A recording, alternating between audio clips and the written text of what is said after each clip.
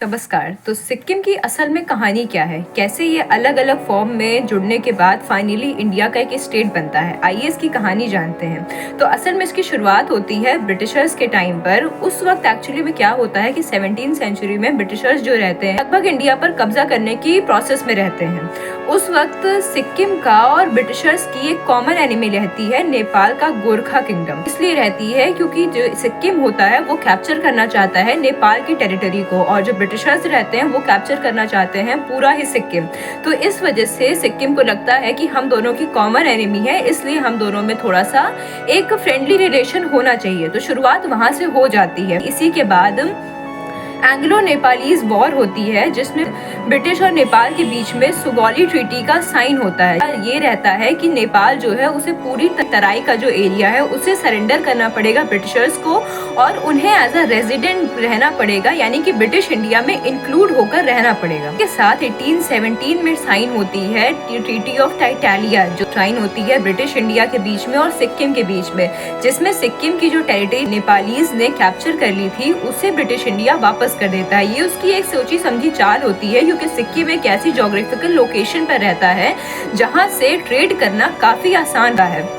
तो उसके बाद वो लोग ये डिक्लेयर करते हैं कि वो सिक्किम की जो इंटरनल मैटर है उसमें डिस्टर्बेंस नहीं करेंगे, वो उसे एज अ प्रोटेक्टरेट स्टेट बनाएंगे, मतलब कि उसे प्रोटेक्ट करेंगे बाहर से और उनके इंटरनल मैटर में नहीं इंटरफेयर करेंगे, उसकी ऑटोनॉमी बनी रहेगी। ब्रिटिश का ये एम रहता है कि सिक्किम को किसी तरह से कैप्चर किया जाए और ट्रेड रूट में आसानी लाई जाए। इस एम को वो लोग फुलफिल कर लेते हैं। लेकिन इसके बाद जब हमारा देश आज़ाद होता है तो हमारा कॉन्स्टिट्यूशन बनता है।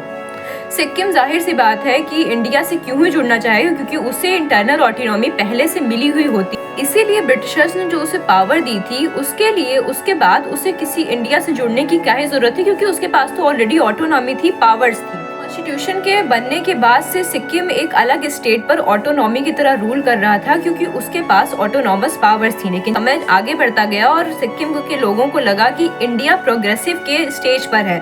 उस वक्त इंडिया में काफी सारे डेवलपमेंट्स हो रहे थे, तो उन्हें लगा कि हमें भी अगर समय के साथ आगे बढ़ना है तो इंडिया से जुड़ना पड़ेगा। इसके साथ वो अपनी ऑटोनॉमी जो है उसे खोना नहीं चाहता था। तो उसने क्या कहा कि हम इंडिया से एज अ एसोसिएटेड स्टेट जुड़ना चाहते हैं, जिसका मतलब ये था कि वो इंडिया जो है वो केवल डिफेंस के मैटर्स में, एक्सटर्नल मैटर्स में और कम्युनिकेशन के मैटर्स में सिक्किम पर ध्यान दे, अदरवाइज जो उसकी इंटरनल ऑटोनॉमी है वो उसमें इंटरफेयर ना करे। जिसके बाद 35th कॉन्स्टिट्यूशनल अमेंडमेंट एक्ट आता है और आर्टिकल 2A कॉन्स्टिट्यूशन में ऐड होता है, जिसके बाद सिक्किम को as a associated state India से जोड़ा जाता है।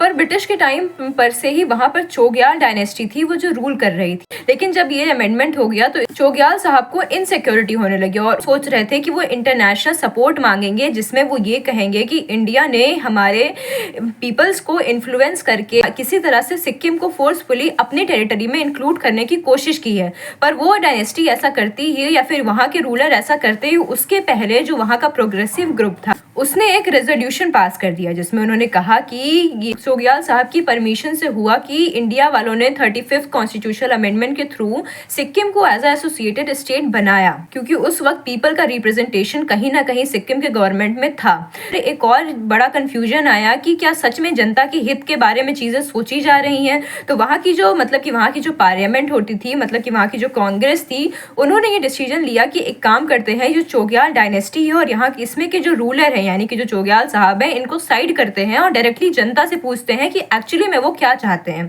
तो वहाँ की जनता ने 96% मेजोरिटी में ये कहा कि हम टोटली इंडिया से फुली जुड़ना चाहते हैं और उस इंडिया में एज अ स्टेट बनकर रहना चाहते हैं। जिसके बाद ही 36 कॉन्स्टिट्यूशनल अमेंडमेंट एक्ट आता है और वहाँ पर इंडिया में सिक्किम को एसोसिएटेड स्टेट से हटाकर एक पूरी स्टेट का दर्जा दिया जाता है। इसके साथ ही आर्टिकल 2A को रिमूव किया जाता है कॉन्स्टिट्यूशन से।